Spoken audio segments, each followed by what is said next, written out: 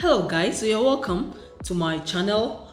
Today we are going to discuss anxiety disorder. As the word speaks about, it's about anxiety. We all have worries, we all have fears. At some point in our lives, we all get worried, okay, or have fears. And yes, trust me, kids also have fears, just like adults. It may be fear of a monster in the closet, fear of the future, okay, and fear of what may happen in the future, whether it's a loss of someone close to them. And these fears are genuine.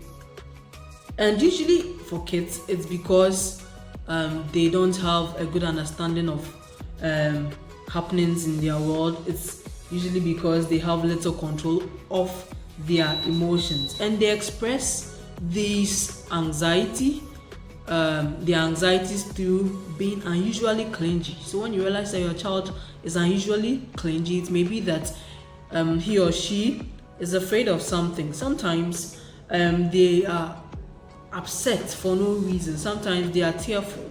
Sometimes they have disrupted sleep routine. So their usual sleep pattern, you realize that there's an alteration or there's a disruption.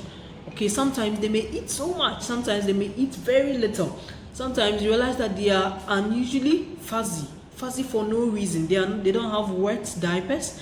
They are not hungry. They are not sick.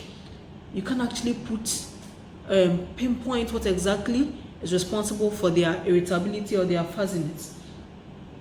But as they go, it's important to know that as they go, they usually go out of these fears, and then they gain a good understanding of the world they find themselves in, and then of a good understanding of their environment. Now, the only time we say that a child has anxiety disorder is when the child's anxiety interrupts, okay, with the child's normal day-to-day activities or the child's routine. So if a child goes to school every day, however, for some reason the child tells you that I don't want to go to school, okay, or the child tells you that I don't want to go here, I don't want to go here. They have these activities, play activities, and you realize that the child is always moving away from some of these things or the usual routines that kids engage in, then probably there may be some anxiety disorder. If it also interrupts with the child's day-to-day activities, every child plays, every child I would say, okay, so every child plays, and so if a child shuns away from playing with friends, there may be something wrong, and it's your duty as a parent to find out what exactly it is. There are different types of anxiety disorders. It can be separation anxiety, where a child is afraid of being separated from parents, and it usually happens when they are starting nursery or they are moving away from their moving house, okay. And then it's actually, it peaks around 18 months, and you should know that it's a normal part of the child's natural brain development.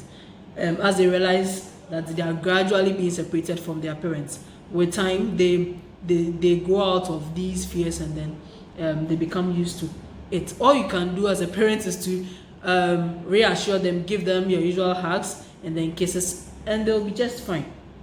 Now, sometimes these kids also have phobias where they have fears to certain specific things. It could be dogs, it could be insects. So you realize that your kid is always running away from a particular insect, be it cockroaches. They react unusually. I mean, we all have fears, and it's normal that the child is afraid of a cockroach or a lizard. Okay, they have that kind. But if it affects the child's sleep, the child is not able to sleep because of that, the child is not able to eat because of that, the child is not able to go to that particular place where the child found that particular object, then there's a problem. If it could also be so it's any specific thing, okay. So those are the phobias. It could even be water, it could be height, okay. So your child gets if it's your child, you want to send your child for swimming, your child gets to the water body and your child is running away, okay. Or you send your child to the bathroom, and the child, whenever the child has to go and bath, the child is usually clingy, doesn't want to go and bath, like cries excessively, okay. And then we also have the social anxiety, where they are afraid of being at places where there are people. There are kids that I know that right from start, as they go, they have this sort of social anxiety. When they meet people, they behave awkwardly and all that. But as they go, it's supposed to change. They are supposed to warm up to people. But when you realize that your child is always shunning the fellowship or the gathering of people, then there's probably social anxiety, okay? And the child may need help in that regard. So your child you send your child to school, and there are so many people there. Subsequently, your child decides that, no, mommy, I don't want to go there again. Why? What changed? And then there's also the general anxiety. And with general anxiety, your child is usually worried, very, very worried about the future. So they are just there, and then they worry about bad things that they think may happen in the future. Okay, and sometimes this particular type of anxiety disorder is usually associated with symptoms like headache. Okay, it comes with headache. And then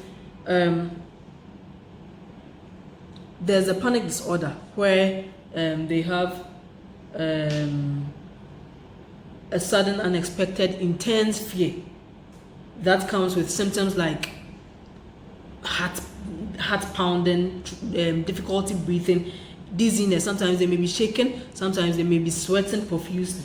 Okay, these are all problems. Now, how do you deal with anxiety?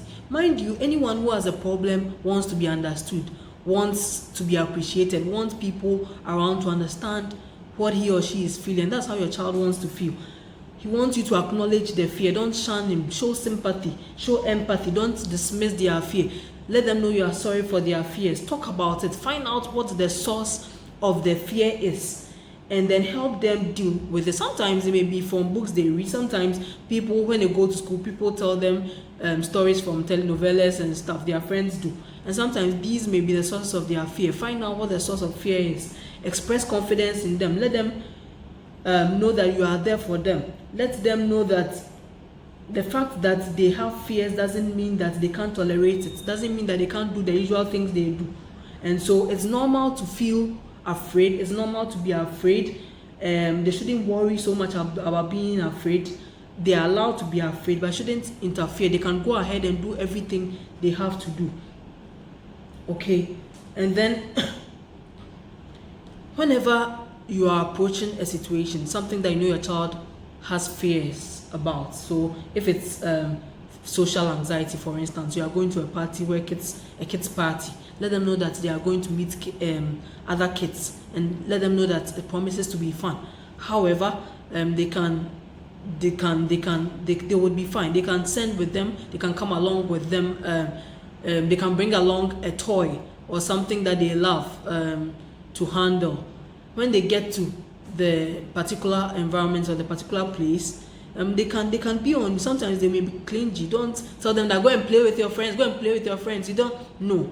Allow them to be themselves. If they want to be with you for a while, allow them. Eventually, they would warm up and then see others play and then join the others. So don't force them to do. Now, when to seek for help.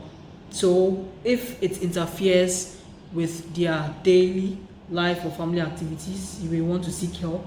If it limits what she is willing to do, if it disrupts their sleep, if it's accompanied by nervous behavior such as hair pulling and then skin picking, then you may want to seek for help. If it involves severe phobias of particular objects or things, you may want to seek help. That would be all for today. Stay tuned. We'll bring you more and more exciting, more and more information on everything that pertains to the healthcare and safety of kids. Stay